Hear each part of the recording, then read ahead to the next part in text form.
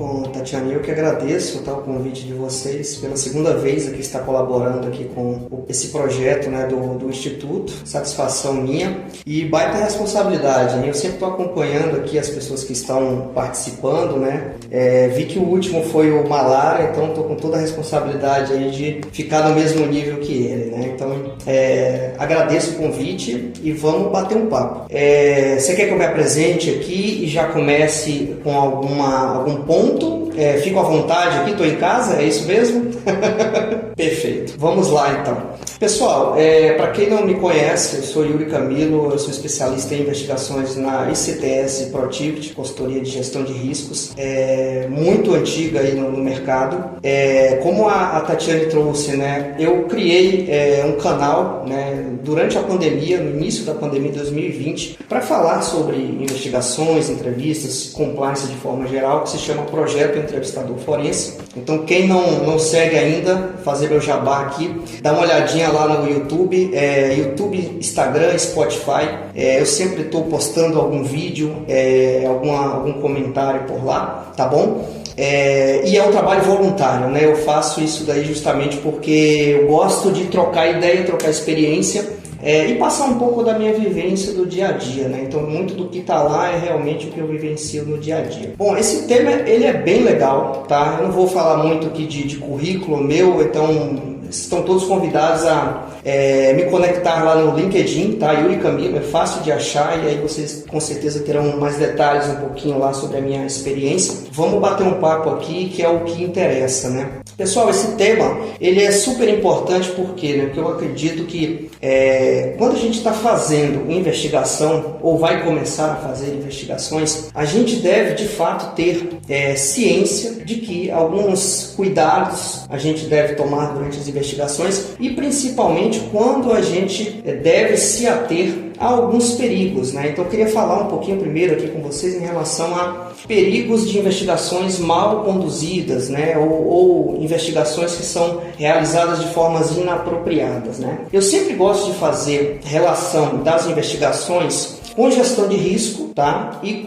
aproveitando uma ISO bem recente, a ISO 37008, né? Que é a de investigações internas, né? Quem não tomou conhecimento ainda, depois eu posso até compartilhar algum material sobre a ISO. Mas investigar é você gerenciar risco, ou seja, quando você tem ali uma denúncia no canal, seja por denúncia de fato do canal, ou seja por uma situação que veio em uma auditoria, em um mapeamento de processos, pegou ali pelo corredor, né, do compliance officer ou de algum analista de compliance que foi relatar uma denúncia. Então as situações podem chegar de diversas maneiras e alguns perigos de fato a gente enfrenta no dia a dia, né? Não é fácil, né, fazer investigações, seja no setor público, como eu já vivenciei ali por metade da minha carreira, ou no setor corporativo, né? A gente sempre vê que tem muito glamour essa questão de investigações, mas o perrengue só sabe quem faz e quem passa, né, pelos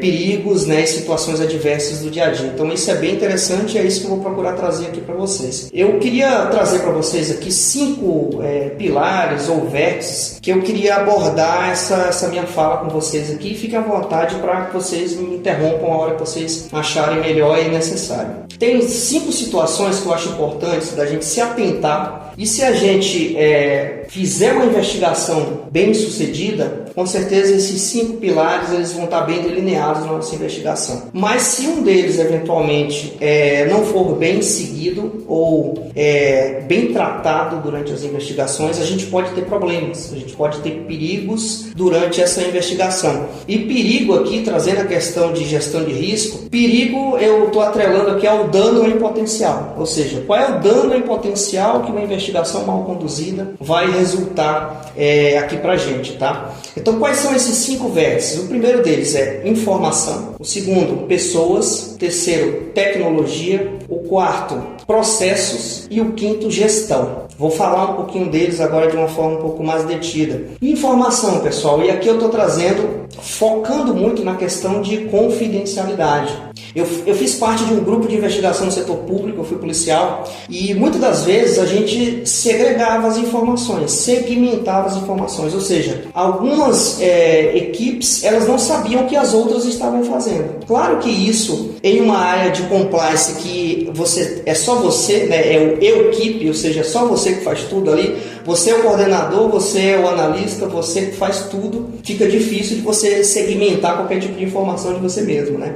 Mas quando tem uma equipe um pouco mais estruturada, as informações elas até podem, e na medida da situação, da criticidade do caso, elas até devem ser segmentadas, justamente para preservar o máximo possível a confidencialidade da informação. E essa informação ela pode vir de uma denúncia, de uma auditoria, de um mapeamento de processo eventualmente investigativo, talvez que você esteja fazendo. Então, a informação ela deve ser tratada com a máxima cautela, porque se você não agir dessa forma, com essa prudência, com todo esse cuidado com a informação que você está investigando, porque essa informação ela pode envolver pessoas, ela pode envolver processos, ela pode envolver terceiros que eventualmente estejam envolvidos, ela pode envolver a reputação da empresa. Então, o cuidado com a informação é de extrema importância, né? Por quê? Porque se você não tratar a informação da forma adequada, você pode ter um dano em potencial à sua investigação e, consequentemente, à empresa. Então, isso é um grande perigo que eu trago aqui a respeito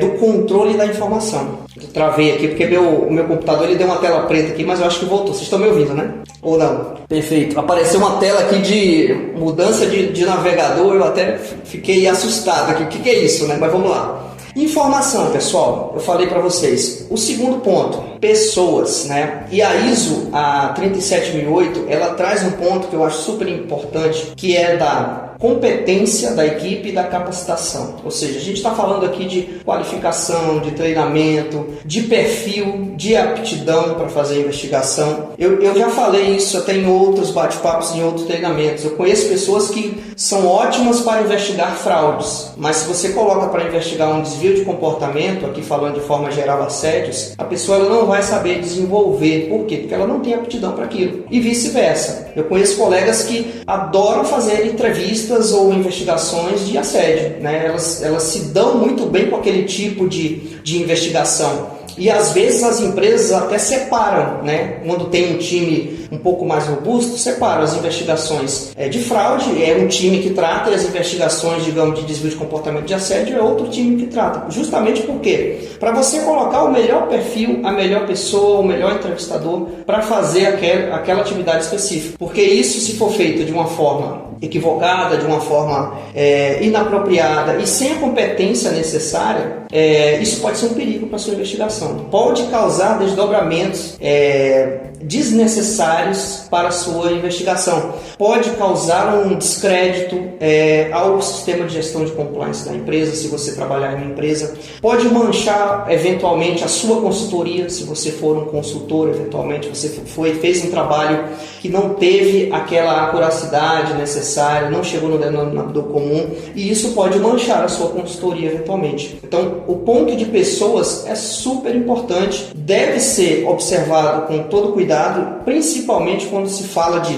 capacitação, competência, perfil. É super importante. E a própria ISO, ela traz isso, pessoal, principalmente no ponto de entrevistas, ela traz isso de uma forma muito clara, tá? O treinamento do pessoal, colocar o entrevistador competente para realizar aquele tipo de atividade. No texto da ISO, ela traz isso de uma forma bem lúcida lá para a gente poder compreender até a importância desse tópico que está relacionado à capacitação. O terceiro ponto, pessoal, o terceiro pilar aqui, é a questão de tecnologia, como eu falei para vocês. Ferramentas adequadas para você começar uma investigação e finalizar a sua investigação. Quais são as ferramentas, eventualmente, que estão à sua disposição? Eu sei que tem empresas que mal têm canal de denúncia, né? Ou começaram a implantar canal de denúncia agora. Aí poderiam me perguntar, Yuri, eu só tenho canal de denúncia, eu não tenho ferramenta eventualmente de e-discovery, né? Eu não tenho, ou até não sei como fazer uma revisão de documentos. Então, é muito interessante isso, pessoal. Primeiro, o reconhecimento, de você saber qual é o seu limite ali, até onde você pode ir, porque às vezes você conduzir uma investigação ou fazer parte de uma equipe de investigação que não sabe o que está fazendo, ela pode ser um perigo para a investigação de vocês. Muitas das vezes, empresas que até têm um budget, digamos assim, né, muito grande, né, elas até têm times internos capacitados, mas dependendo do tipo da investigação ou da pessoa que é denunciada, eles chamam até consultores externos, uma consultoria, aqui pode ser a Protivit, pode ser qualquer uma outra, a Veritas da Letícia, a KPMG, qualquer uma outra, para desenvolver uma atividade com imparcialidade, com isenção. Por quê? Porque muitas das vezes até o comitê de ética, ou o conselho de administração, ou o conselho de auditoria, seja lá quem for responsável por esse tipo de atividade ou deliberação, ele mesmo designa, olha, se tiver denúncia contra diretores executivos para cima, faz necessária a contratação de uma consultoria externa para fazer isso. Então é interessante, pessoal, da gente saber aonde que a gente está pisando e até onde que a gente pode ir com as próprias pernas, para a gente não cometer ali equívocos, deslizes, né, que são desnecessários. Eu sei que muitas das vezes a gente naquela emoção, né, de querer resolver. Já abro, tá Tatiane?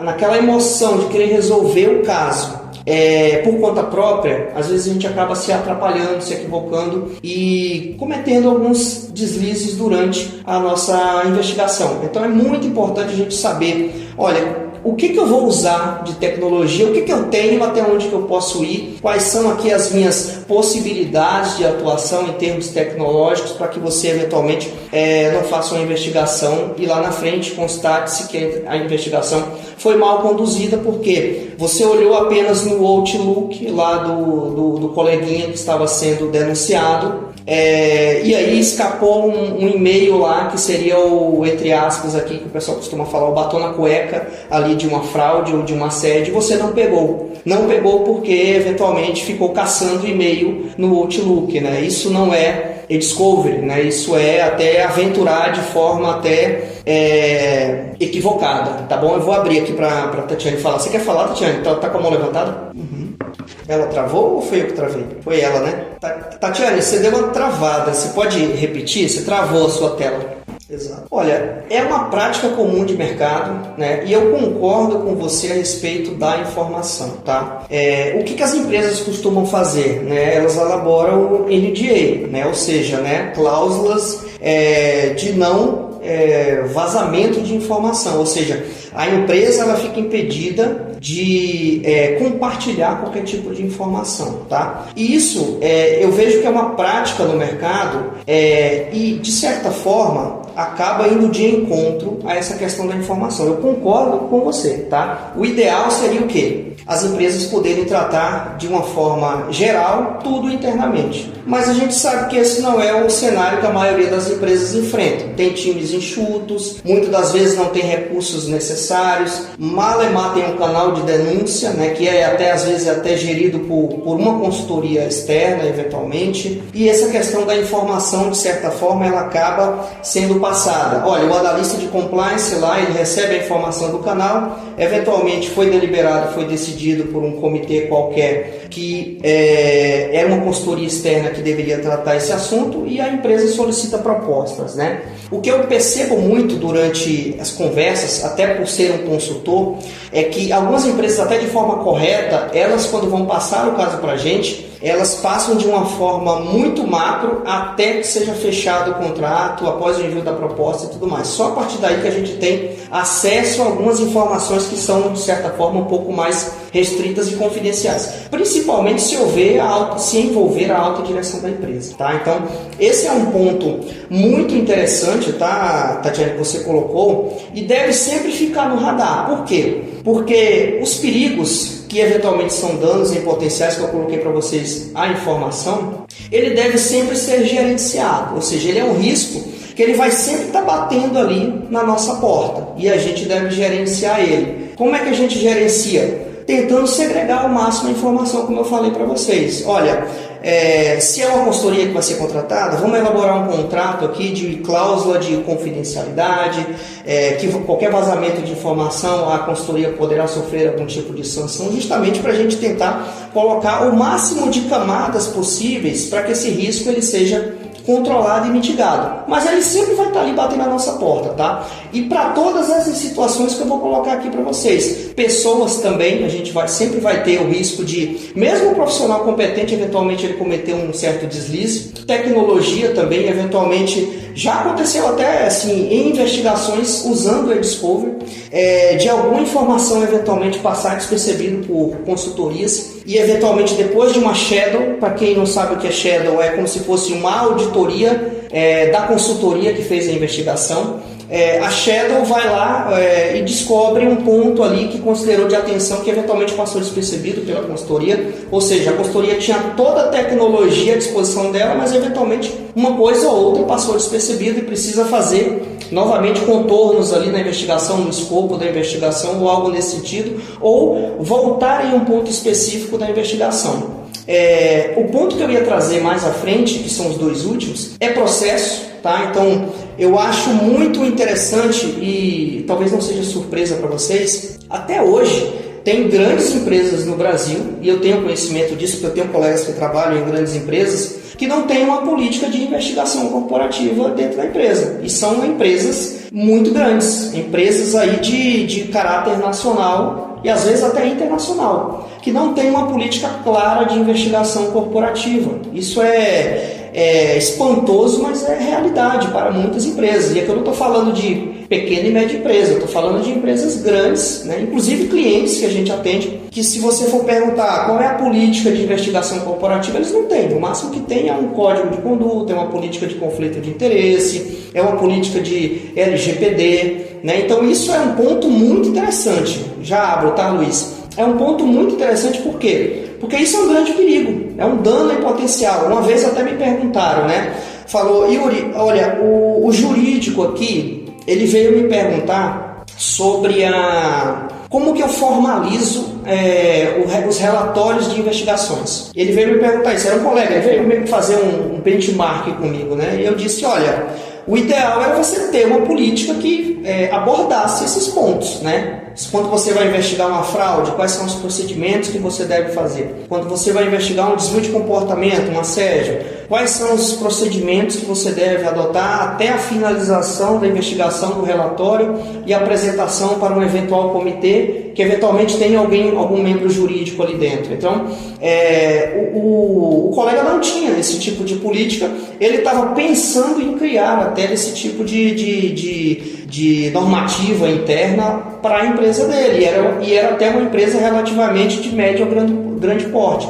Então vocês olhem que isso é um ponto super importante, é um perigo para você, eventualmente, quando for questionado até de forma judicial, eventualmente, ou quando passar, por exemplo, por uma certificação ISO, e aí o certificador ISO, o auditor, ele vai perguntar de vocês, tá bom, você tem canal de denúncia aqui, beleza, mas você tem política de investigação interna? Você tem política para apurar uma fraude, para apurar um assédio? E aí você vai ficar com aquela cara de tacho, né, como se costuma dizer, e vai dar uma resposta eventualmente evasiva para justificar um perigo ali, um dano em potencial para uma eventual investigação sua. Isso pode até ser um risco para que você não obtenha a certificação que eventualmente você está querendo ter, se eventualmente for uma ISO 301 de compliance ou anti-suborno eventualmente. Luiz, fica à vontade. Sim, o Luiz, bom ponto. Um fluxo de apuração, ele, no meu entendimento, ele não é o ideal, mas você está no caminho, está no meio do caminho, né, digamos assim, você está num caminho bom, está no caminho correto, porque pelo menos você tem algo para mostrar, né? Se você for questionado eventualmente, você tem algo para apresentar. Fala, olha, no comitê, olha, eu sigo aqui uma política ou um fluxo de apuração interna que foi criado, foi deliberado, inclusive ele foi até aprovado por um comitê. Você tem isso, você tem esse fluxo para respaldar a sua investigação. O ruim é quando não se tem nada, né? E aí você fica tentando dar alguma desculpa ali, perceptível que você eventualmente não vai conseguir trazer algo de concreto, e é um perigo para a sua investigação, né? Deixa Oi? É o famoso migué, exatamente, é o famoso migué. Você fica de migué ali e pessoal, vocês bem sabem, né? Membros de comitê, de conselho de administração, até acionistas, se eventualmente vocês tiverem tratativa com pessoas dessa natureza, a tratativa é rápida, eles querem a solução da situação que foi feito, como que foi feito, quem que apoiou, quem que ajudou, qual é o resultado do caso. É isso que eles querem. Então, assim, ficar dando justificativas rasas, eles percebem na hora. Então, o ideal, pessoal, é você sempre procurar se antever a situações, a esse tipo de questionamento. E eu uso isso até para tudo, para qualquer etapa de uma investigação, até em entrevistas, ou seja, quando eu estou fazendo um roteiro de entrevista, eu sempre fico com aquilo na cabeça. Olha, se eu perguntar isso, né, que tipo de álibi essa pessoa ela pode me trazer que ela vai, de certa forma, se blindar para essa pergunta que eu estou fazendo, tá? Estou dando esse exemplo aqui do roteiro da entrevista. Mas durante a investigação você pode também, né, trazer situações assim, ou se fomentar de situações dessa natureza, né, de políticas, de procedimentos. Você pode criar uma política inteira de investigação corporativa e tratar de temas macro. Você não precisa ir muito a fundo ao subprocesso, ao procedimento raiz ali, digamos assim, mas se você tiver alguma coisa desenhada, já é ótimo para que eventualmente, se você for questionado de alguma forma sobre como que você conduziu aquela investigação, você está ali totalmente respaldado, está tudo documentado, registrado, e isso foi apresentado de uma forma que os tomadores de decisão eles conseguiram tomar uma decisão sadia, satisfatória, justa, né, com base na investigação que você fez, tá? Então essa parte do procedimento aqui, e falando aqui de processos, que é o quarto pilar aqui que eu trago, isso também ele vem descrito nessa ISO 37008 de investigações internas. Então lá vem bem delineado essa questão também de políticas, procedimentos que devem fazer parte de uma investigação interna, tá bom? O quinto aqui, pessoal, para a gente já ir trazendo aqui alguns exemplos mais práticos também, é a questão da gestão. Ou seja, toda investigação ela passa por uma gestão, né? Alguém, mesmo que seja um analista, ele está fazendo a gestão daquele caso. Tem analistas que fazem até gestão de canal de denúncia, né? A depender do tamanho, da estrutura da empresa. Faz parte de acordo com a estrutura hierárquica da empresa. E quando você está fazendo uma gestão de uma investigação, é interessante você se atentar que essa sua gestão ela vai fazer parte de algo maior, ela vai fazer parte de uma gestão mais organizacional do seu programa de compliance. É muito importante você olhar fora daquela caixinha, daquela denúncia que você está apurando ali. Ou seja, isso que eu estou apurando, ele pode resultar lá na frente em um treinamento para a equipe com base nessa investigação que eu estou fazendo agora. Então é muito interessante a gente dar aquele passo para trás e olhar para fora da caixa, né? Ter um olhar mais 360 para saber que aquilo que você está fazendo ela pode resultar em outras atividades na empresa, principalmente um treinamento, uma atualização da política, do código de conduta, uma atualização de um controle interno que eventualmente foi burlado durante uma fraude, ou até a criação de um controle interno eventualmente. Então é importante sempre ter esse olhar, né, 360 para quando você for fazer a gestão e estiver à frente ali conduzindo uma investigação corporativa.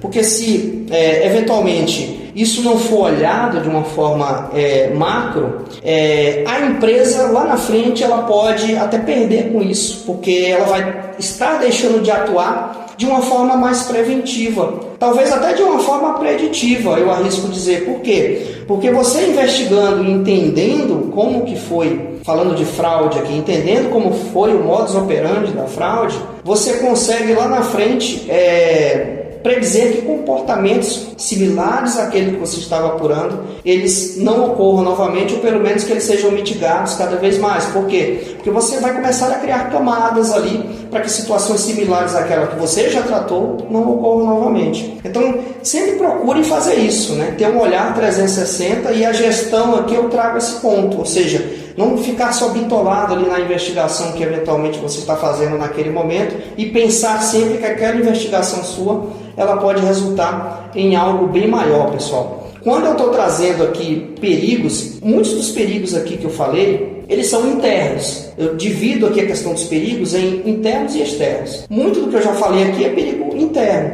É questão de, eventualmente, inexistência de um procedimento, falha no escopo de uma investigação, você desenha o escopo de uma atividade que você vai fazer de investigação mal conduzido ou mal desenhado, descumprimento até de forma não ética durante uma investigação. Isso a ISO traz também, a questão de tratar as investigações de forma ética. Por quê, pessoal? Porque não faz sentido a gente apurar uma investigação de assédio cometendo um assédio. O que eu quero dizer com isso? Não faz sentido, não é ético e não é profissional a gente cometer um assédio durante uma entrevista, por exemplo.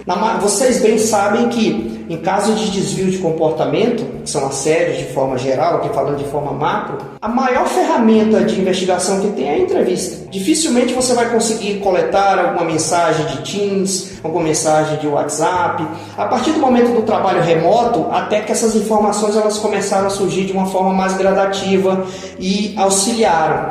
Mas não é de fato o cenário que você encontra. Na maioria dos casos de desvio de comportamento, você vai entrevistar pessoas para saber se aquela situação aconteceu, não aconteceu, se é procedente, se é inconclusivo, se você não vai chegar a um resultado satisfatório, porque às vezes é a palavra de um contra a palavra de outro. Então isso aí é até um cuidado que eu vou trazer para vocês daqui a pouquinho. Mas o que eu quero trazer aqui para vocês, falando de ética, cuidado na abordagem. Às vezes uma fala equivocada durante até o convite para a pessoa vir bater um papo contigo, fazer uma conversa, já pode colocar em xeque a credibilidade do programa de compliance de vocês. Então, a gente, pessoal, quando está fazendo investigação, nós investigadores, é interessante que a gente sempre fica pisando ali no sapatinho, digamos assim, pisando em ovos. Por quê?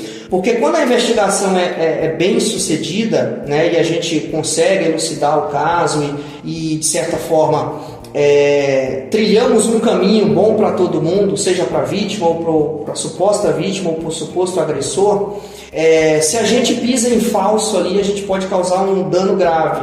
E aí eu trago um perigo externo, que é o dano reputacional da empresa. Vocês bem sabem, acompanhem as redes sociais, Vez ou outra está surgindo aí algum escândalo de que empresas, o canal de denúncia não serve para nada porque é denunciado e nada acontece eventualmente. Ou situações de assédio sexual, de assédio moral, e aí o pessoal coloca no LinkedIn, coloca na internet, faz vídeo no Instagram falando, e isso gera um perigo reputacional enorme para a empresa. E como é que a empresa, depois que isso está pulverizado na internet, como é que vai tirar isso depois? Pode até tirar com o tempo, através de ordem judicial, mas o que fica ali é aquela impressão de que a empresa ela tem um programa de compliance, eventualmente, mas não trata as informações, as denúncias vindas pelo canal de uma forma coerente, de uma forma correta, de uma forma imparcial. Fica manchada como uma empresa eventualmente que não faz investigações de uma forma correta,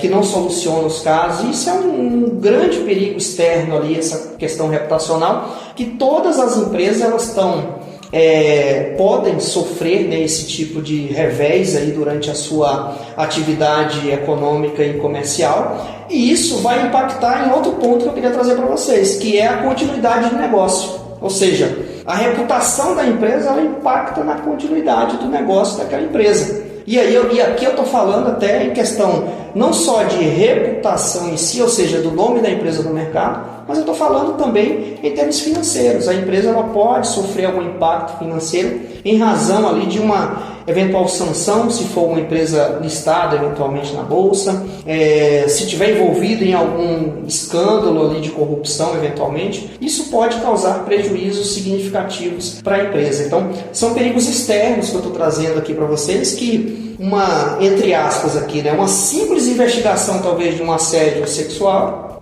que não é nada simples, ela pode gerar um perigo externo gigantesco, um dano em potencial gigantesco para a empresa. Quando eu falo investigação simples ou entrevista simples, eu falo isso até com um tom de sarcasmo, porque eu já escutei isso algumas vezes, de pessoas dizendo assim, olha, é uma investigação super simples, ou é uma entrevista super simples. Pessoal, para mim, nenhuma investigação e nenhuma entrevista ela é simples, né? Ela tem todo o cuidado que qualquer entrevista complexa ela deve ter. E se a gente pensar que algumas investigações são simples, a gente vai estar esbarrando num ponto que eu queria colocar para vocês aqui, que é o nosso ego, né? O nosso ego como investigador, o nosso ego como entrevistador, eventualmente. Então, cuidado com isso, porque às vezes você é bom, né? O Luiz é bom, a Tatiane é muito boa como investigadora corporativa, mas ninguém é bom em tudo, né? Às vezes eu tenho um pouco de conhecimento em entrevista, posso até ter, e estou longe ainda de chegar onde eu quero chegar em termos de conhecimento sobre isso. E eu sempre encaro dessa forma qualquer tipo de investigação. Então, me dá uma raiva assim quando eu escuto, é uma investigação super simples, né? Em um dia, 2 vocês resolvem esse caso. Essas aí, pessoal, são as que eu dou mais atenção. Por quê? Porque eu não deixo passar nada despercebido nesses pontos, mesmo o cliente ou algum colega de empresa falar que a investigação é super simples, a entrevista é super simples, que é aí que podem aparecer, os perigos estão lá, que podem vir à tona os perigos internos e externos, e a gente eventualmente for questionado, né? Ou como consultoria, ou como vocês que estão dentro eventualmente de suas empresas, serem questionados porque conduziram uma investigação mal conduzida, mal sucedida. Por quê? Por um eventual ego do entrevistador, do investigador ou da própria equipe de investigação, aí tem um ego talvez de pensamento grupal, né? Digamos assim. Luiz, fica à vontade. Perfeito, Luiz, é isso mesmo. E aqui, só para avançar mais nesse ponto do ego, né? É muito importante isso, pessoal. Mesmo que você seja bom, né? É sempre interessante a gente sempre ter aquele pezinho no chão, né? Digamos assim, olha, será que eu sou a pessoa mais adequada para fazer aquela entrevista, né? Às vezes eu me pergunto isso quando eu estou analisando aqui algum caso, eventualmente, será que eu sou a pessoa mais adequada? Às vezes só tem você, né? É aquele velho ditado, né? Tem tu, vai tu mesmo, né? Só tem tu, vai tu mesmo, né? Mas assim, brincadeiras à parte, é interessante a gente sempre analisar, poxa, será que eu sou a pessoa mais adequada para fazer essa abordagem, para fazer essa entrevista, né? Será que não teria uma outra pessoa que talvez conseguisse coletar mais informações do que eu? Mesmo talvez essa pessoa não sendo nem tão boa quanto eu, né? É interessante da gente se policiar para isso, porque egos, eles podem prejudicar, podem ser perigosos, perigosíssimos até para as investigações internas, pessoal. Então, fiquem ligados nisso, tá? É super importante esse ponto que eu trouxe aqui primeiro e que o Luiz complementou, porque é interessante a gente ter sempre aquele dever, aquela autorreflexão nossa, né, como investigador, né? Do mesmo modo que às vezes a gente instiga o entrevistado, às vezes, a fazer uma autorreflexão também sobre a conduta que ele cometeu, né, seja um suposto assédio ou uma suposta fraude, é interessante a gente também, né, se colocar nessa situação, né, de, olha, será que eu fui bem nessa investigação? Será que eu fui bem nessa entrevista? Será que eu sou a pessoa mais adequada para fazer esse tipo de atividade, de interação? É muito importante isso, tá, pessoal? Não é à toa que muitas, na verdade não são muitas, né? Algumas técnicas de entrevista, últimas etapas delas são justamente a avaliação do entrevistador ou a avaliação da equipe que estava conduzindo aquela entrevista, se forem 2 entrevistadores. Eu já respondo aqui a pergunta do Laércio, tá, Laércio? Bem interessante essa sua pergunta, já te respondo. Por quê, pessoal? Para você se autoavaliar sempre, porque às vezes você pensa assim, poxa, eu fiz um curso lá na KPMG, como o próprio Luiz trouxe, eu fiz um curso na Protivit de técnicas de entrevista, ou sei lá, eu fiz vários cursos, tem a LEC aí, tem a ESN, né? Tem um monte de empresas, de consultorias que dão cursos no mercado hoje em dia.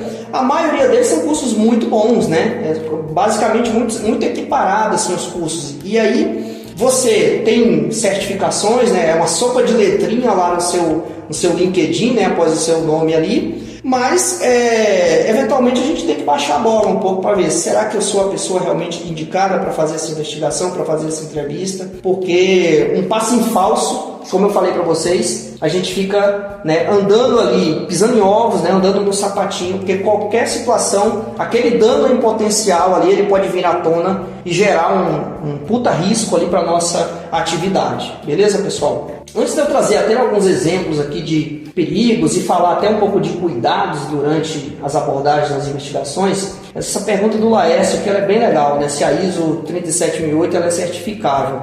Laércio, pelo conhecimento que eu tenho, né, até fiz um benchmark aí ano passado com o Neifer França, né, que é o diretor da QMS Brasil, uma das principais certificadoras a nível nacional e internacional. Essa ISO ela é uma ISO de diretrizes, ou seja, o que são diretrizes? São orientações, tá, Laércio? Então ela é como se fosse, fazendo uma analogia, ao nosso código de conduta e ética da empresa. Então é um guia orientativo sobre as melhores práticas de investigações, tá? Se ela fosse uma ISO de requisitos, por exemplo, como é a ISO 37001, né, 37301, essas são ISOs de compliance e a ISO anti-suborno, que são ISOs certificáveis. E aí você, a sua empresa, na verdade, consegue uma certificação se ela tiver de acordo com os requisitos a partir de uma auditoria que é feita para validar isso. Beleza? Não sei se ficou claro para você, Lécio. Se não ficou, coloca aqui que a gente vai conversando, tá bom? Pessoal, vamos lá. Acho que, não sei se fizeram uma pergunta aqui, o Fábio, né? A autoavaliação é importante em todas as profissões, mas nas investigações é sempre um ponto importante e até mesmo sensível. Perfeito, Fábio, é isso aí, cara.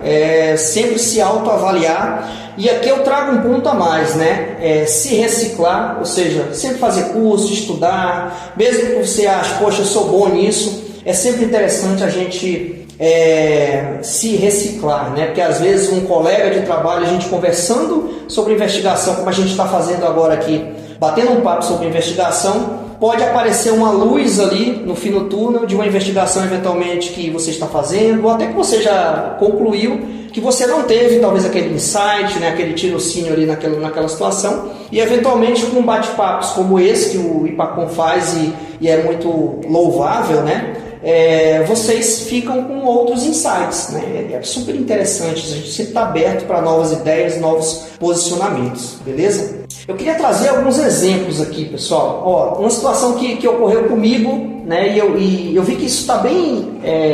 Teve até notícias sobre isso recentemente, que é sobre a cadeia de custódia, quando você vai fazer... Oi, Tatiana, você quer falar? Perfeito. Sim. Isso, eu vou trazer isso como perigo ou como cuidado aqui, tá? Eu vou colocar para vocês esses pontos, sim. Até para ir fechando e trazendo uma pegada um pouco mais prática, até com exemplos aqui que eu já tratei no dia a dia, pessoal. Cadeia de custódia, tá? O que ocorre? Recentemente eu até participei de uma audiência, né, que eu fui um entrevistador de um caso de apuração de fraude, e eu fui chamado para a audiência como testemunha por ter conduzido a entrevista que o indivíduo ele foi desligado com justa causa, tá? O que aconteceu lá? A juíza, ela me perguntou assim, olha, como que vocês fizeram a análise de e-mail e essa coleta forense? Como que vocês fizeram? Então, a própria juíza me questionou isso. Se a gente tinha a cadeia de custódia, se poderia disponibilizar para apreciação do juízo. Claro que isso já estava no relatório, que a gente sempre envia no nosso relatório, toda a cadeia de custódia, como que é feito, né, o procedimento de fazer uma coleta, uma cópia de HD, por exemplo, né, a revisão de e-mails com palavras-chave e tudo bonitinho, a gente sempre envia isso, vai no relatório de uma forma bem substanciada. Mas a juíza me perguntou isso, né? E se eu não tivesse, né? Ela poderia dizer, tá, mas você está dizendo aqui que teve uma cadeia de custódia, mas como que você consegue me comprovar que esses dados eles foram realmente armazenados de uma forma segura e não houve nenhum tipo de vazamento de informação, não houve nenhum tipo de manipulação dos dados, eventualmente, para que vocês incriminassem a empresa, né? Incriminassem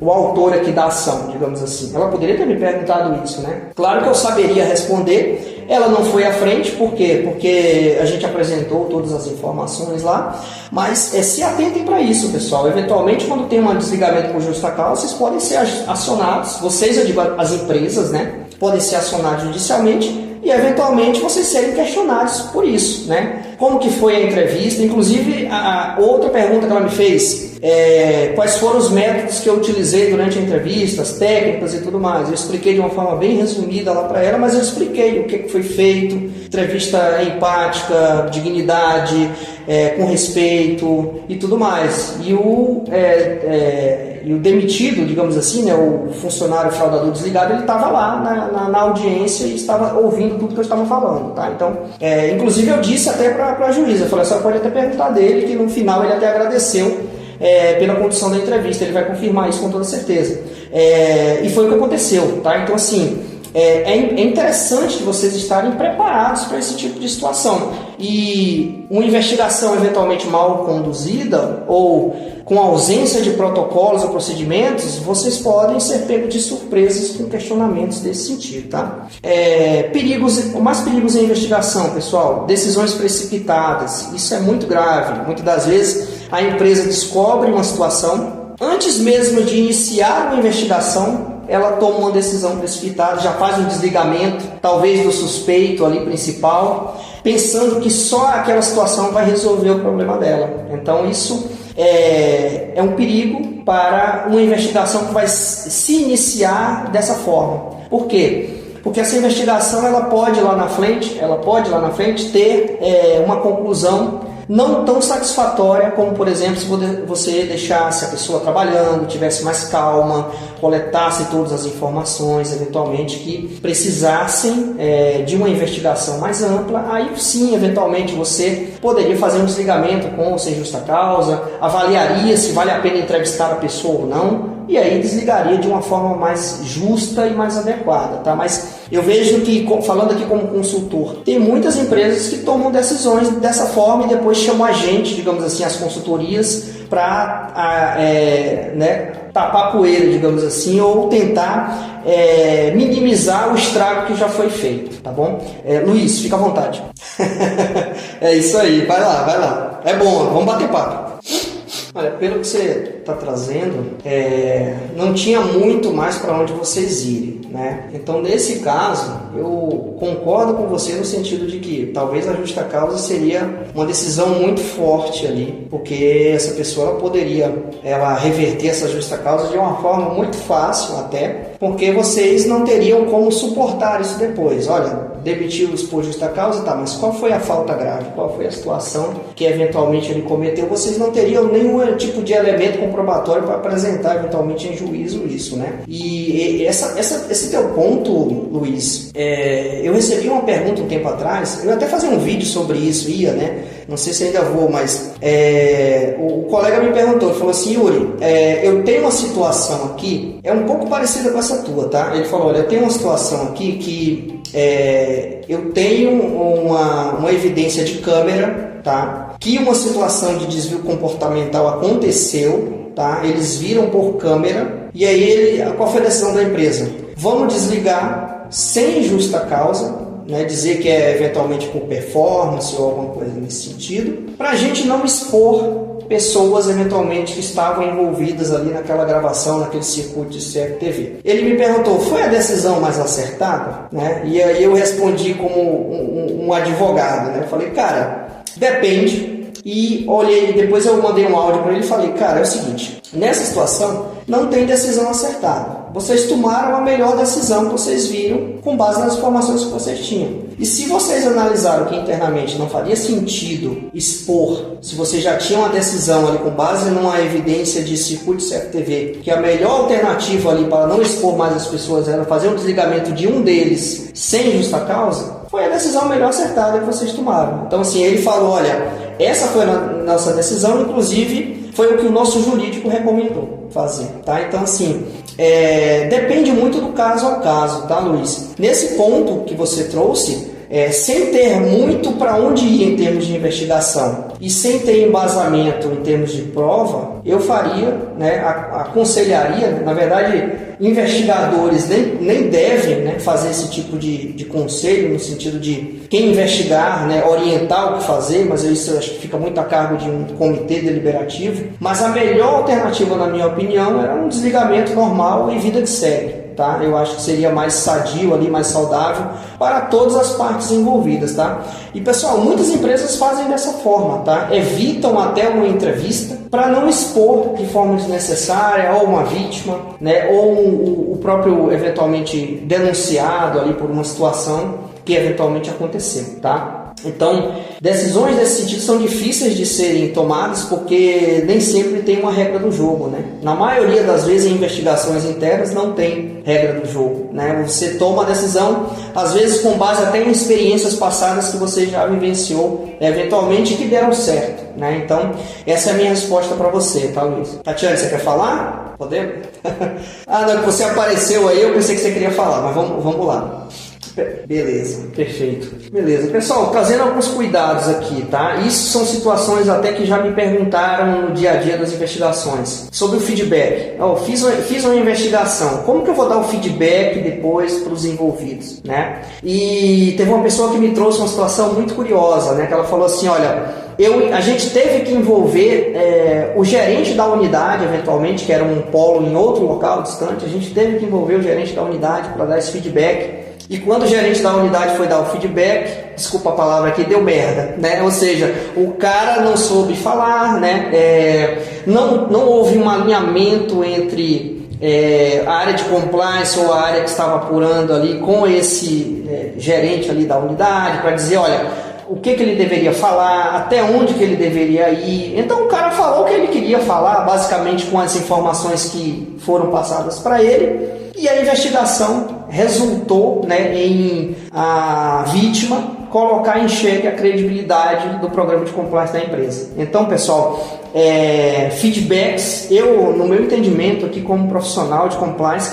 eles devem ser dados, tá? E investigações também, devem ser dados feedbacks, de forma macro, é claro, principalmente para as pessoas envolvidas ali. Se você entrevistou 10 pessoas, não custa nada dar um feedback ali, olha, agradecemos a sua participação, medidas corporativas serão tomadas para um processo de melhoria contínua do ambiente profissional, mas eu acho até que as pessoas elas se sentem participantes desse processo quando elas recebem um feedback, tá? Mesmo que seja um feedback muito macro, você não precisa dizer, olha, o fulano de tal lá foi desligado por justa causa porque ele assediou a menina, você não precisa dizer isso. Mas um feedback macro no sentido de, olha, agradecemos a sua participação, foi importantíssima a sua colaboração e medidas corporativas serão tomadas. Eu acho super saudável ter esse tipo de feedback, mas cuidado, e aí eu volto naquele primeiro pilar que eu trouxe para vocês, da informação. Cuidado quando vocês forem envolverem pessoas que eventualmente talvez não saibam das políticas de investigação corporativa,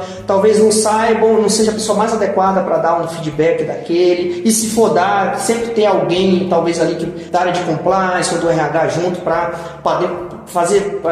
conseguir fazer um reforço melhor sobre a situação. Então cuidado com isso que aconteceu com um cliente nosso. A pessoa veio até desabafar comigo, olha, aconteceu essa situação, o que é que você acha? Eu falei, olha, não era para ter feito, né? Vocês que deveriam ter assumido aquela postura ali, mas como infelizmente não assumiram, tiveram que correr atrás do prejuízo depois. Por quê? Porque colocou em xeque ali a credibilidade das investigações internas daquela empresa. Tatiana, fica à vontade.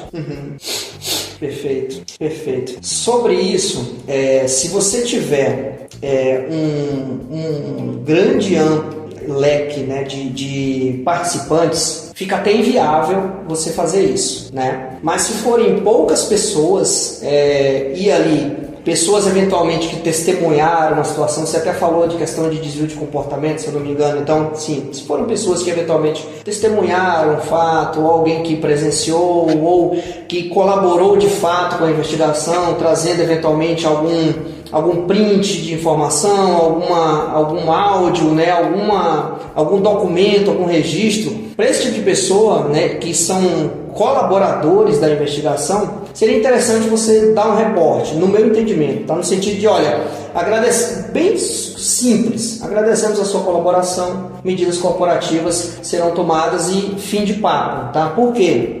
Porque esse tipo de atitude, ele vai deixando mais forte, no meu entendimento, o seu sistema de gestão de compliance ou programa de compliance. Por quê? Porque eles acabam vendo que na prática funciona, que eles acabam vendo, olha, eu colaborei, funcionou, teve um resultado, seja um treinamento, seja uma criação de uma política, ou até o desligamento, eventualmente, da pessoa que foi denunciada, mas teve um resultado e a pessoa, de certa forma, Tatiane, ela se sente parte daquele processo, não como um investigador, mas ela se sente parte no sentido de, olha, eu ajudei a empresa, né? E é basicamente isso, a empresa agradece a sua colaboração, medidas corporativas serão tomadas, tá? Eu daria esse tipo de feedback, tá? Exato. Compartilhasse o resultado, né? Digamos assim. Sim, Não, aí eu também... Sim. Não, nesse sentido, eu também seria contra, tá? Não faz realmente sentido.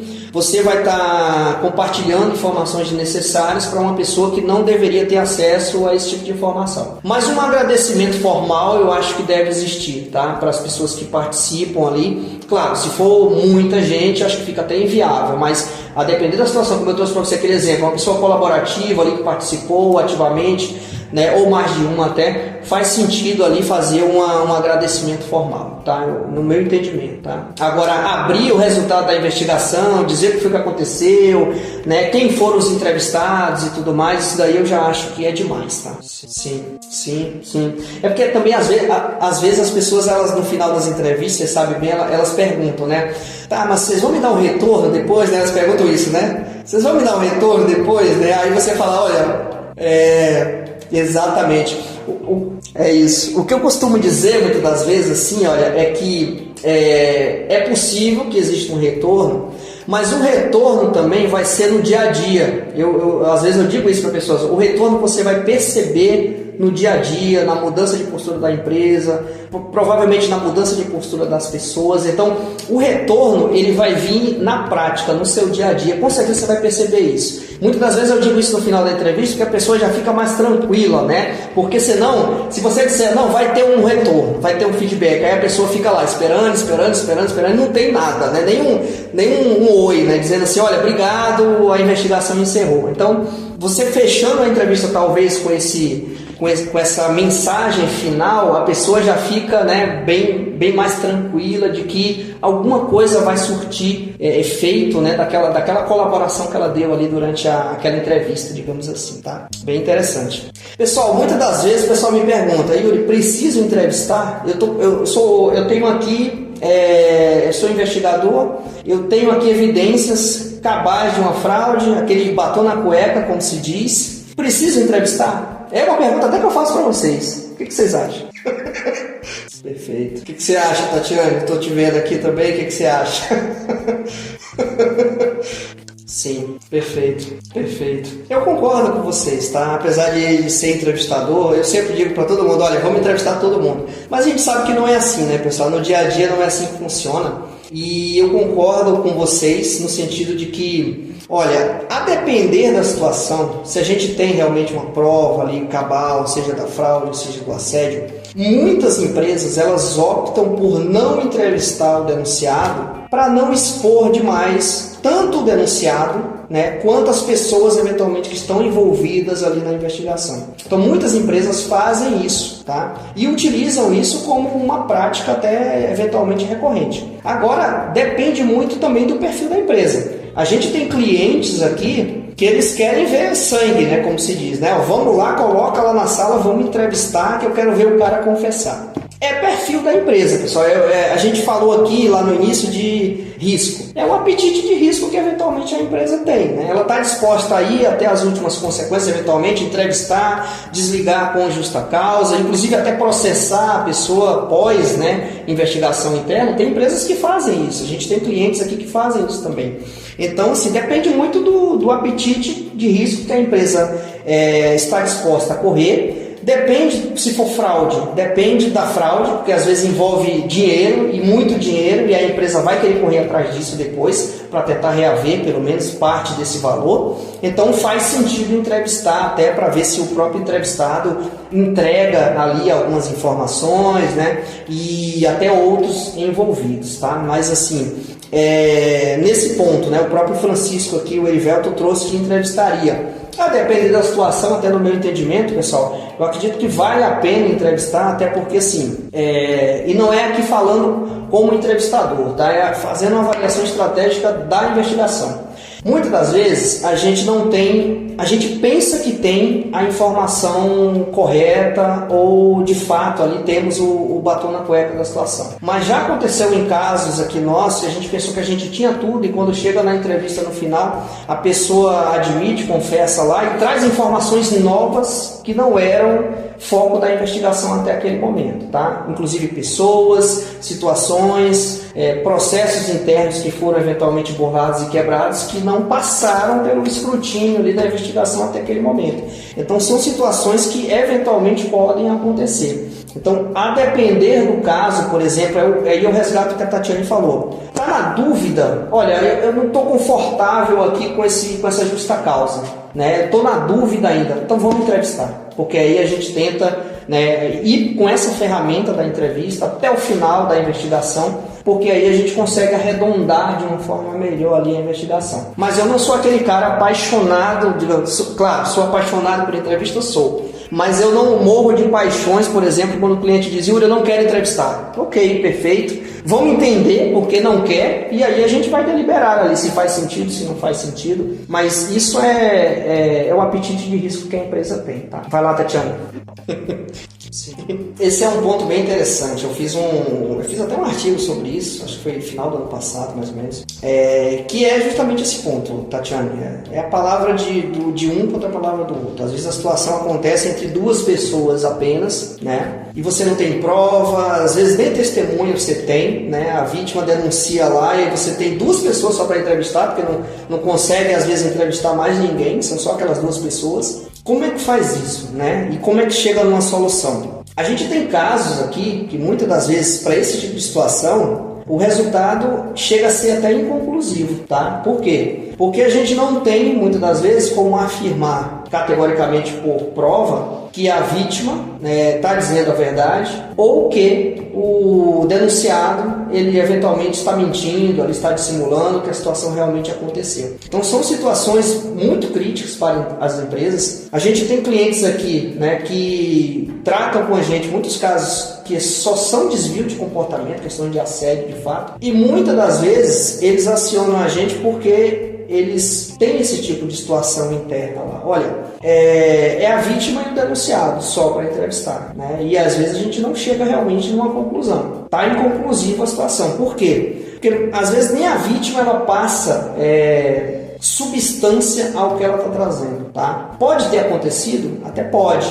Mas muitas das vezes a vítima ela não traz aquilo de uma forma clara, de uma forma assertiva e gera dúvida até na gente, gera dúvida no entrevistador, se o fato realmente aconteceu como ela está dizendo, tá? Então são pontos muito críticos. Teve uma situação recente que eu tratei agora, e a gente colocou, eram duas situações, uma foi conclusiva, a outra não. E aqui não foi conclusiva, era justamente um caso de racismo, tá? Na verdade não era racismo, era injúria racial, né? E aí durante a entrevista tinha uma testemunha. E quando eu fui entrevistar a testemunha, eu entrevistei a suposta vítima, a testemunha, duas testemunhas na verdade, e o denunciado depois, junto com o cliente. O cliente também participou dessas entrevistas junto comigo. E quando a gente foi entrevistar, o cliente até, né, a analista lá do cliente, ela teve a mesma percepção do que eu até, né? No sentido de que as informações que eram trazidas sobre a questão da injúria racial, que era o que estava mais em dúvida, a outra situação estava mais clara para a gente. Agora essa questão da injúria racial, que para a empresa era mais grave até do que a outra situação que a gente estava tratando, estava em dúvida. Por quê? Porque a pessoa que trouxe a situação, a fala injuriosa, ela não repetia a frase da mesma forma. Eu perguntei para ela 5 vezes e ela repetiu as 5 frases de forma diferente. E aí a gente, até fazendo uma análise de credibilidade do discurso daquela pessoa, eu fiz a análise de credibilidade desse discurso e eu constatei que esse discurso não tinha uma alta credibilidade para suportar o que a pessoa estava falando. Porque, por exemplo, se a Tatiane me chama de negro fedido, eu não vou dizer que a Tatiane me chamou, né, de preto sujo, ou de neguinho fedido, ou ficar trocando as palavras. Então, isso, em termos de análise de credibilidade a uma entrevista, não passa credibilidade, não é uma informação credível, ou seja, coloca em xeque o discurso daquela pessoa se realmente ela presenciou aquilo que ela estava dizendo que tinha ouvido. Tá? Então, a gente pontuou como inconclusivo justamente por conta disso, porque a gente também não poderia cometer uma injustiça no sentido de dizer, olha, a pessoa está confirmado, temos testemunha, né, de que houve uma injúria racial, mas a pessoa ela não conseguiu firmar uma frase de forma correta que ela tinha ouvido. Tá? Então, isso, em termos de análise de credibilidade do discurso, isso é um ponto de atenção muito grande.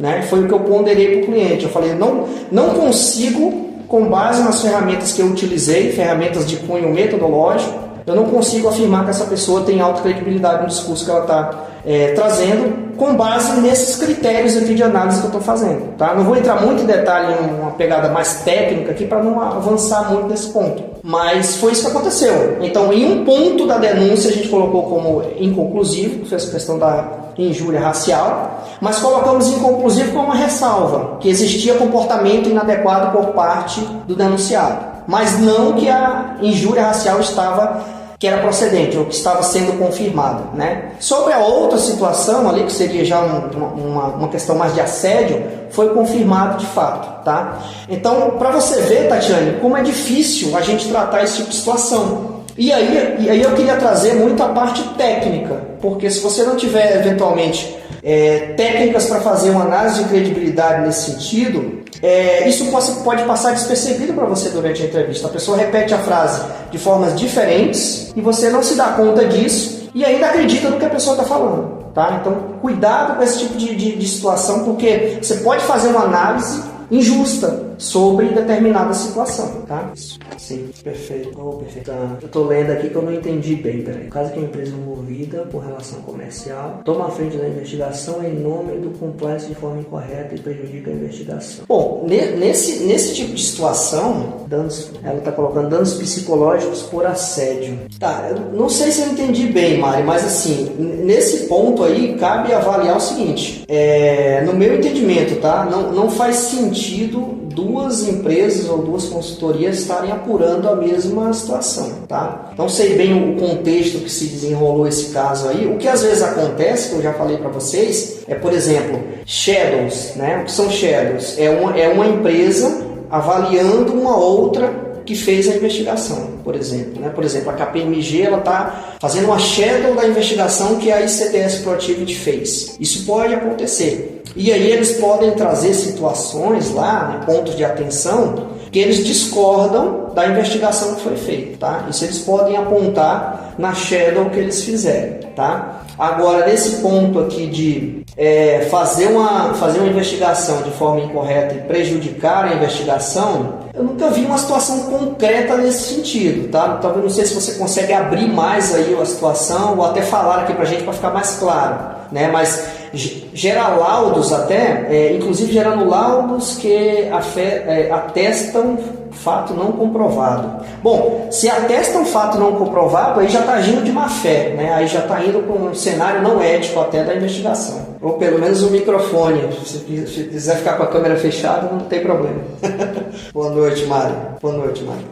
Eu entendi agora. O que você está trazendo aí, de certa forma, foi uma falta de alinhamento, né? De certa forma. Faltou um alinhamento prévio aí entre essas duas empresas, até para decidir, né, quem que faria eventualmente a investigação, né, como que seria esse reporte, se ficou decidido por uma das duas empresas fazer a investigação, mas a outra empresa vai ter um reporte, vai ter um status, né, seja semanal, de como que está fluindo a situação, vai ter uma troca de informação aproximação entre as áreas de compliance ali das duas empresas, faltou muito a questão da comunicação e alinhamento, né? Porque resulta no que você trouxe aqui pra gente, né? De investigação de certa forma feita de forma independente, né? E a revelia, né? De outra empresa que em tese ali também seria uma parte interessada do processo, né? Envolvendo um colaborador específico aí de uma delas que você trouxe pra gente. Não, ficou mais claro agora. Eu acho que muito aí relacionado à questão de comunicação, tá? Não sei se tem alguém já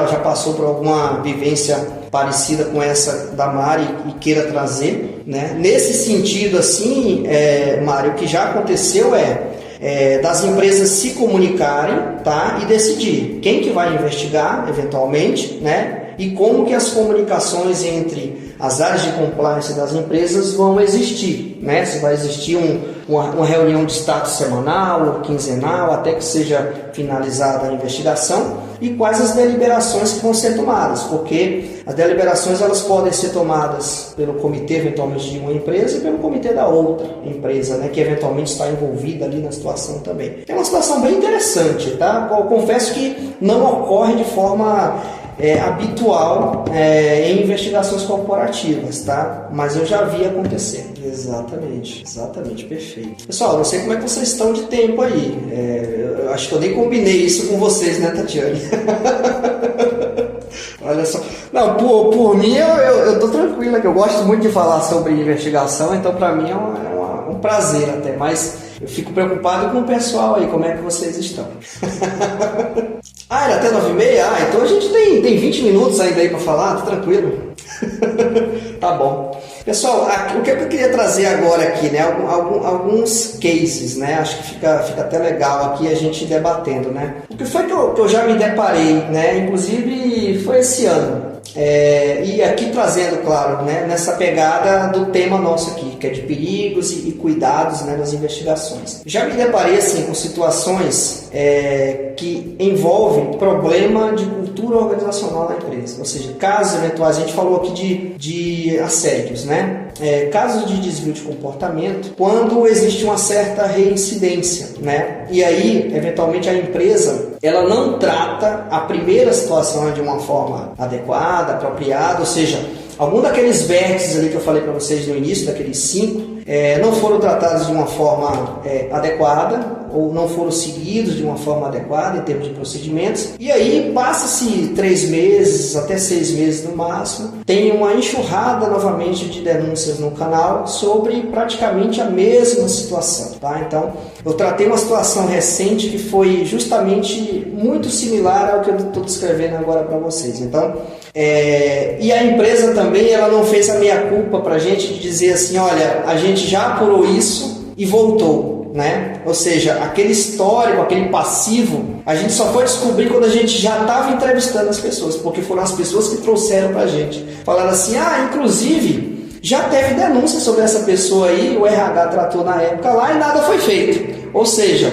o que eles passaram para a gente, né, desse tipo de fala? E não foi só uma, foram várias. Passaram colocaram em xeque, né, a credibilidade ali do programa de compliance da empresa, principalmente no que tange as investigações, né? E aí quando a gente começou a ter esse tipo de feedback durante as entrevistas, a gente pausou a investigação, porque eles não tinham alertado para a gente sobre isso, e claro que isso é perguntado de fato, se tem uma reincidência, histórico, né, e tudo mais. Vocês sabem bem como é que é, fazer aquele levantamento prévio até sobre o denunciado, ficha cadastral, para ver se já foi envolvido em denúncias anteriores e tudo mais. Isso não foi trazido para a gente. Quando a gente pontuou isso, aí a empresa veio com aquela velha desculpa ali de dar uma justificativa. Mas isso é na época do outro gestor de RH que fazia as investigações e não documentou de forma adequada, por isso que a gente não passou para vocês. Ou seja, a gente estava com um pepino ali na mão, né, que foi causado por uma investigação mal conduzida lá atrás, que a gente, de certa forma, ainda pegou resquícios durante a investigação que a gente estava conduzindo, né? Com certeza, talvez alguém já esteja até lembrando de alguma situação parecida que eventualmente já vivenciou, né? E é bem interessante, pessoal, da gente também poder se posicionar quando a gente está fazendo a investigação e deixar claro para as pessoas. Muitas das pessoas que a gente entrevistou já tinham sido entrevistadas lá atrás, né? Aí fica naquela dúvida, né? Poxa, eu já fui entrevistado lá atrás, nada aconteceu, a pessoa está na empresa fazendo as mesmas coisas e até pior do que já fazia antes, por que eu devo acreditar no Yuri que está me entrevistando agora e ele está dizendo, com essa cara lavada dele, que a coisa vai ser diferente agora, né? Então, assim, é muito interessante da gente saber, né, e até esperar esse tipo de resposta ou de pergunta dos nossos envolvidos ali na investigação, entrevistados, para a gente poder passar até uma certa confiabilidade naquele processo que está sendo feito ali. Porque se for bem sucedido agora, com certeza é possível que aquela credibilidade que estava um pouco abalada ali do programa de compliance, ela seja, né, revertida novamente para algo mais positivo, mais efetivo, né? Mas se eventualmente não acontecer nada e a pessoa ficar lá ainda com as mesmas atitudes, mesma forma, para trazer para vocês aqui é uma questão de gestão por injúria, né? Eu não vou entrar muito aqui nesse tema, mas assim, só para trazer um disclaimer aqui. A gestão por injúria é aquele gestor despreparado, né? Talvez aquele gestor que não tem ali aquela aptidão para gerir pessoas, é uma pessoa que expõe os outros de uma forma inadequada, não filtra, né? Ou seja, tem alguns comportamentos que são de gestão de fato inadequada, é uma gestão conflituosa, né, digamos assim. Diferente do assédio, que é algo mais de um foro íntimo, ali, algo mais, talvez até mais pessoal, né, uma situação mais interna da pessoa, né, para fazer essa diferença aqui. E aí a gente viu que era muito isso, de gestão por injúria. As consequências, pessoal, para esse tipo de situação, para a vítima, as vítimas, né, as supostas vítimas, elas tendem a ser até as mesmas do assédio. Desmotivação, turnover, abaixo desempenho e tudo mais. Só que olhando para o denunciado, a consequência ela pode ser diferente de um assediador ou de uma pessoa que pratica aquela gestão por injúria. As consequências para ele podem ser diferentes. E aí, o que a empresa fez? A gente colocou, olha, tem uma reincidência, vocês têm um problema aqui cultural em relação a essa pessoa que está aqui gerindo a empresa, porque ela é de fora do Brasil, ou seja, era uma pessoa que vinha com uma cultura de fora do Brasil, que estava gerindo brasileiros, tá? E alguns estrangeiros, mas estava gerindo a maioria era brasileiros. Teve um choque cultural gigantesco, tá? E quando eu entrevistei essa pessoa, que era uma mulher, uma vice-presidente da empresa, tá? Estou falando de um cargo de alta hierarquia. Ela me disse o seguinte, ela me disse, Yuri, a minha forma de gestão é expondo os outros em reuniões, porque eu acho que isso é uma forma de crescimento para eles. Ou seja, ela aprendeu culturalmente, lá de onde ela veio, a fazer isso, a agir dessa forma. E isso no Brasil, né, vocês sabem bem, isso incomoda muito, né? A gente está aqui numa reunião e eu pego aqui o resultado do relatório da Tatiana e exponho a Tatiana aqui para todo mundo, né? Isso, de certa forma, no mínimo, é um comportamento inadequado da minha parte como gestor, né? Eu deveria fazer de uma outra forma, chamar a Tatiana ali de uma forma mais reservada, talvez, dar um feedback mais pontual para ela. Mas essa pessoa não, ela metralhava, digamos assim, todo mundo nas reuniões semanais que eles tinham, né? Fora outras coisas que ela fazia também, né? E ela chegou a dizer várias coisas para mim, assim, olha, essa é a minha forma de agir, essa é a minha forma de atuar. Se eles não estão satisfeitos, eles podem até procurar outro trabalho. Então era uma pessoa que até no lado humano dela não tinha muita sinergia com a cultura interna da empresa, ou seja, ela veio, né, de uma filial fora do Brasil para assumir uma posição de alta direção, só que esse choque cultural foi muito forte, tá? Isso perdurou por 4 anos, essa situação, quando a gente foi chamado, né? Ou seja, teve a primeira denúncia que não foi tratada, e essa segunda denúncia quando a gente entrou no circuito, digamos assim, e conseguimos tratar de certa forma, né? Claro que, a princípio, o Conselho de Administração da empresa não quis tomar nenhuma medida um pouco mais drástica em relação a essa gestora, mas eles viram que era uma solução, seria tirá-la do local, né? Ou seja, remanejá-la para um outro local, ou pelo menos que ela não fosse uma gestora de pessoas, ela fosse considerada talvez uma vice-presidente, mas sem ninguém abaixo dela, ou seja, uma especialista na área, digamos assim, tá? Para que não tivesse essa gestão conflituosa. Por quê? Porque todo mundo do time dela estava querendo pedir desligamento se eventualmente ela ainda continuasse no time. Então, assim, vocês veem que situação a empresa estava por um choque cultural que não foi tratado lá atrás, que não foi visto com cuidado lá atrás, tá? É claro que a gente fez uma sugestão, tá? E eles tomaram até uma decisão até bem mais além do que da que a gente sugeriu, né? No sentido de fazer um remanejamento, e depois eu vi até que essa pessoa ela foi desligada da empresa porque ela cometeu um desvio de conduta até fora do Brasil em outra situação.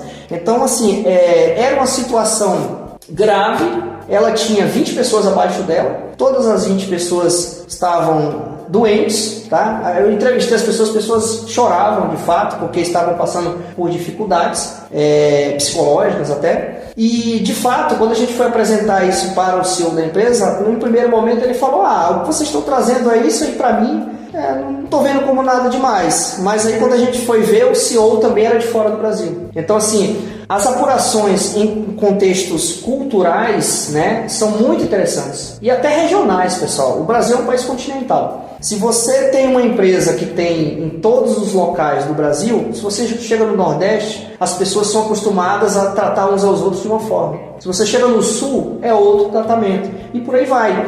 E nós, investigadores, a gente tem que ter esse discernimento e esse jogo de cintura na hora que for entrevistar, até na hora que for apurar essas investigações. Porque muitas das vezes é um problema regional, pode até ser um problema local lá, mas pode ser um problema cultural da empresa que ela está passando ali, e uma investigação bem sucedida, ela pode trazer outros contornos para a empresa, até em termos de posicionamento cultural, e aí entra numa pegada muito mais preventiva, de treinamento, de conscientização e por aí vai, tá? Então eu queria trazer esse ponto para vocês. Não sei se alguém já vivenciou algo parecido com isso, se alguém já quiser trazer, fica à vontade também. Vamos lá, vamos já? Sim.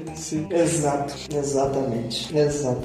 E o que o Fábio está trazendo aqui é isso mesmo, Fábio. Também pode ser uma fragilidade ou ausência de uma política de consequência, né? Exatamente. E o que eu vi lá também era assim, que tinha bola divididas, né, entre o RH, a compliance, então um queria fazer mais do que o outro. Talvez vocês já encontraram situações dessa natureza, né? Eu já tive empresas, por exemplo, que quem contratou a gente foi o compliance, mas quem mandava na investigação era o RH. Então acontecia isso, entendeu? Aí essas bolas divididas, muitas das vezes, prejudicam até a empresa. Por quê? Porque quando vão ter as tratativas, né, as situações até preventivas, eventualmente, pós ou antes investigação, isso fica muito dividido, ou seja, até confunde a cabeça dos colaboradores, o que é para ser feito, qual é a orientação de fato. Então, essas bolas divididas atrapalham bastante, tá? Quem é de consultoria aí já deve ter passado por alguma situação nesse sentido. Pessoal, trazendo mais um aqui,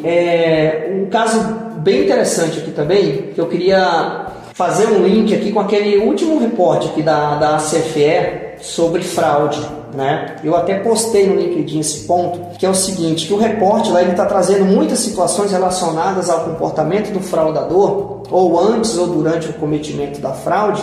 Muitas questões estão ali atreladas, eles trouxeram 8 cenários, né? 8 tipos de comportamento. 4, eles estavam muito relacionados a uma questão de fato comportamental do fraudador, né? Seja por divórcio, seja por ele sofrer assédio ou bullying no ambiente de trabalho. Isso potencializou a fraude. Então, vocês veem que cada vez mais fraudes e assédios, de forma geral, eles estão se ligando cada vez mais, porque uma coisa vai resultando na outra, tá? E um ponto aqui que eu queria trazer para vocês de um caso também apurado esse ano, que é o seguinte: era uma empresa familiar. O primeiro erro que teve na investigação, a fraudadora ela tinha 20 anos de empresa, ela era praticamente considerada filha do dono, tá? E aí quando o dono soube, a primeira coisa que ele fez antes de resolver contratar uma consultoria foi chamar a fraudadora e dizer: olha, eu sei o que você fez e eu vou contratar uma empresa de investigação para apurar tudo. Ou seja, ele já abriu para ela, né, basicamente o que ia acontecer, né? Quando a gente chegou lá e ele disse isso, a gente já alertou para ele. Falei: olha, muita coisa agora, né, ela pode estar se livrando de documentos, de registros, fazendo eventualmente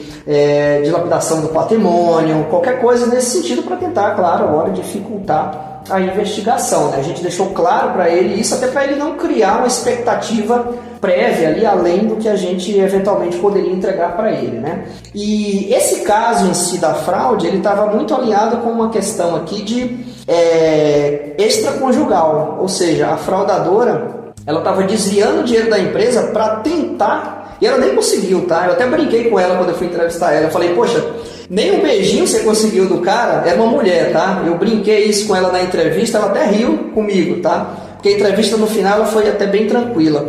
Que ela estava com má fé, né, digamos assim, e ela estava desviando dinheiro da empresa para tentar ali ter um relacionamento extraconjugal com essa pessoa. E pasmem, pessoal, ela desviou mais de R$1 milhão dessa empresa, tá? Quando a gente foi apurar tudo, desviou mais de R$1 milhão da empresa. E era justamente isso, para pagar veículo pro pretendente, né, digamos assim, para pagar veículo para ele, pagar viagem, para pagar até situações pessoais da mãe, de parentes do cara, ela pagou para ficar, entre aspas, assim, bem na fita com o cara, justamente para tentar se aproximar e ter uma relação ali, eventualmente, extraconjugal. Por que eu digo extraconjugal? Porque o cara era casado, tá? Então, assim, essa tentativa que ela teve não surtiu efeito, tá? E aí, para que ela eventualmente tivesse um determinado sucesso, ela começou a desviar dinheiro da empresa para tentar pagar algumas custas pro cara, entre aspas aqui, pro cara olhar ela com bons olhos, digamos assim. Então, no final da entrevista, a gente fez uma entrevista, porque ela já sabia da situação de fato, né?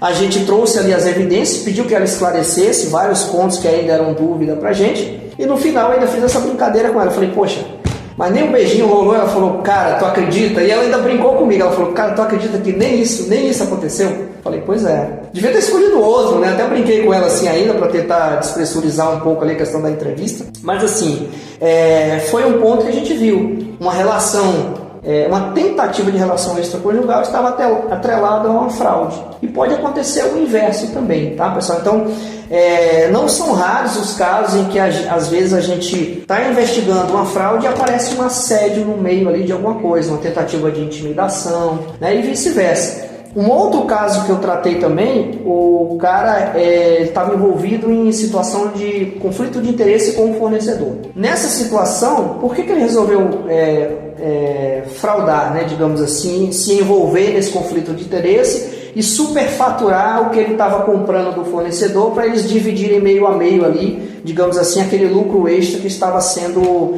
gerado de forma ilegal, né? Por que ele resolveu fazer isso? Porque ele estava querendo uma promoção há alguns anos, e aí gerou uma questão de falta de reconhecimento profissional, né? Ou seja, aquela questão da meritocracia ali. E aí ele vinha também sofrendo alguns embaraços, né? A gente entendeu que não seria nem assédio moral, mas uma gestão mais conflituosa ali, uma gestão por injúria, com o líder direto dele. E aí ele ficou com raiva, né? E eventualmente ali viu que não ia sair nada daquela situação. Ele resolveu provar para a empresa eventualmente que ele era bom, e isso ele disse para mim com todas as letras durante a entrevista. Falei, cara, eu resolvi fraudar por conta disso, né? Ele explicou para mim toda a motivação, por que ele resolveu fazer a fraude, para onde estava indo o dinheiro e tudo mais, né? E aí o ponto interessante é o seguinte, o que gerou isso daí foi justamente uma desmotivação e um possível assédio que ele vinha sofrendo do gestor direto dele. Então isso ocasionou a fraude e ele continuou fazendo até ser descoberto.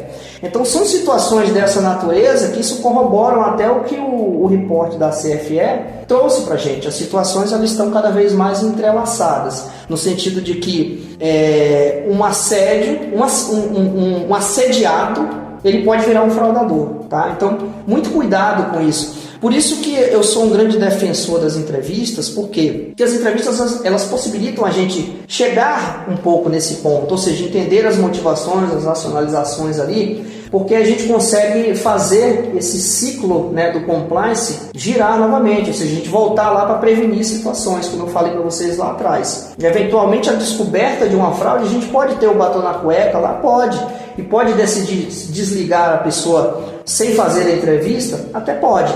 Só que, às vezes, a motivação daquela pessoa a gente não ficou sabendo porque a gente não entrevistou. E talvez essa motivação seja um gatilho comportamental que outras pessoas também façam a fraude e a gente não descobriu. Por quê? Porque a gente não falou com o entrevistado. E aí a gente não consegue talvez dar um treinamento específico para isso. A gente não consegue talvez atualizar uma política com um item específico. Então, por esses motivos, eu sou um defensor, muito defensor das entrevistas investigativas, né? Justamente para a gente poder olhar, né, a investigação de forma geral, dá um 360 ali, para que a gente olhe a investigação não como um fim de um processo, mas como o início, talvez, de uma... Eu travei? Estão me ouvindo? Agora voltou? Eu travei, né? Estão me ouvindo? Sim, mais ou menos. Tá voltando. Tá bom, eu acho que o computador já está cansado aqui, mas vamos lá. Vocês ouviram até onde? Isso. Então, assim, o ponto é aqui, só para fechar esse raciocínio, né? Estão me ouvindo bem agora, né? Tá tranquilo, né? Ok? Perfeito. Bom, o ponto é, sempre quando a gente estiver investigando, pessoal, e aí a gente entra muito no cuidado, que é um dos nossos temas aqui. Cuidado quando for investigar, porque às vezes um assédio está ligado a uma fraude e vice-versa, tá? Basicamente é isso que aquele reporte lá da CFE está pontuando para a gente, está direcionando para a gente. Cada vez mais as fraudes, os assédios, eles estão interligados, tá? E a gente cada vez mais vai ter que coincidir, né? Apurar fraude e assédios ao mesmo tempo, às vezes até uma mesma investigação, tá bom? Bom, eu acredito que era isso. Eu tinha mais um aqui para passar para vocês, mas não sei em que pique que vocês estão. Então me direcione aí, Tatiane, fica à vontade. Tá, né? Tá bom, sim. Não, com certeza, me chame novamente, se assim quiserem, que aí a gente bate um papo novamente. Fico mais 2 horas aqui falando com vocês. Eu tinha até mais coisas aqui, pessoal, mas assim, um papo vai entrando no outro e aí a gente acaba, a hora passa que é brincando, né, basicamente, né? Mas eu queria falar com vocês mais sobre entrevistas, e se você me permitir aqui, Tatiane, para fechar essa minha fala aqui com vocês no dia de hoje, tem um ponto bem interessante que eu queria dar uma sugestão para vocês, né? Acredito que todos vocês já ouviram falar numa matriz chamada matriz SWOT, né? Que está muito ligada à questão de gestão de riscos, né? O que é a matriz SWOT? Basicamente é um quadrilátero que ele se refere a forças, fraquezas, ameaças e oportunidades, ou seja, forças, fraquezas, ameaças e oportunidades. E aí, sempre quando vocês forem fazer uma investigação ou tentar entender a maturidade da equipe de investigações de vocês, façam uma matriz SWOT, porque aí vocês vão com certeza verificarem, olha, o que a gente é forte, né? O que nós somos fortes? Nós somos bons em entrevista? Beleza, ok. Mas quais são as fraquezas que a gente tem? Talvez a gente não tenha uma ferramenta de discovery boa. Legal, beleza. Quais são as oportunidades aqui para a nossa área? Será que está faltando mais treinamento? Que tipo de treinamento, né? Quais são as oportunidades de melhoria para a nossa área? E quais são as eventuais ameaças para a nossa área? Internas ou externas? Né? Pode ser um gestor que não dá ali o suporte necessário, né? Pode ser eventualmente as áreas que não compartilham informações no sentido de apoiar a área de compliance. Então, analisem a área de vocês e principalmente as equipes de investigações como se fosse uma matriz SWOT, porque aí vocês vão conseguir identificar, olha, onde é que a gente está indo bem, onde é que a gente está caminhando legal e onde que a gente precisa melhorar, né? O que a gente está fraco, quais são as oportunidades, quais são as nossas ameaças internas e externas. Assim vocês vão cada vez mais, e essa matriz ela vai se retroalimentando, porque toda vez que vocês ficarem fortes em algum ponto, eu tenho certeza que vai aparecer mais alguma fraqueza ou mais alguma ameaça. Então, vocês vão se retroalimentando, isso vai deixar a equipe de vocês, falando em equipe aqui, muito mais forte, muito mais robusta, e vocês vão sempre tentar se aperfeiçoar cada vez mais. E sempre lembrando, pessoal, daqueles 5 vértices que eu trouxe para vocês. Vou até repetir eles aqui, né, para que vocês fiquem com isso na cabeça, até para que observem quando forem fazer as investigações de vocês. Informação, pessoas, tecnologia, processos e gestão, né? Deixe esses 5 vértices alinhados, com certeza vocês vão fazer uma investigação muito positiva, muito saudável, né? Que vai ser bom para todas as partes, até para o denunciado também. Que eu nunca faço uma investigação que seja ruim para o denunciado, tá? Claro que algumas consequências ele vai ter porque ele que fez a conduta, mas não que a consequência dele seja em razão da nossa investigação. A gente está ali para apurar uma situação, apurar um fato e consequência vai ter. E eu sempre digo isso para os meus entrevistados, né? Você é uma pessoa esperta, inteligente, você sabe que consequência vai ter e eu estou aqui para te ajudar na medida do possível. Não me olhe como uma pessoa que veio aqui para te prejudicar. Muito pelo contrário, eu vim aqui para a gente olhar para o norte aqui, trilhar um denominador comum junto contigo. Eu falo isso muito durante as minhas entrevistas, pessoal, e modéstia à parte, tenho muito sucesso nesse tipo de postura, tá? E aconselho todos a irem nessa linha também. Obrigado e contem comigo aí para uma próxima oportunidade. O pessoal tá tímido aí, o pessoal tá tímido. Vai lá, Rossi, manda ver. X. Foi ou não foi? Olha, vamos fazer uma investigação da foto aqui ao vivo, hein? Olha só. Ah, com certeza. Ah, poxa vida. Tira outra então. O palestrante dormindo não dá certo, não. Não dá certo. Foi? Ah, tá legal. Pena que não vou. Eu passei perfume hoje até, mas não vai sair na foto. Paciência. Deixa pra próxima. Eu tô vendo a Silvia aqui. Silvia, você trabalha com a Letícia, não é? Ou não? Tô enganado. É isso mesmo, né? Ah, perfeito. Olha, quando falou da SWOT, ela já abriu a câmera ali, né? Direto, né? Ah, perfeito. Legal. Tá certo. Bacana. Obrigado, pessoal. Um abraço aí. Opa, tranquilo. Olha só que legal. A Letícia me falou de alguma coisa presencial, aí depois eu vou resgatar com ela aí. Acho que é um vídeo, alguma coisa nesse sentido, sei lá, vamos ver depois. Beleza. Eu indo em Curitiba aí, vamos marcar um almoço aí com todo mundo, acho que é legal, tá bom? Beleza. Um abraço, pessoal, boa noite, tchau, até mais.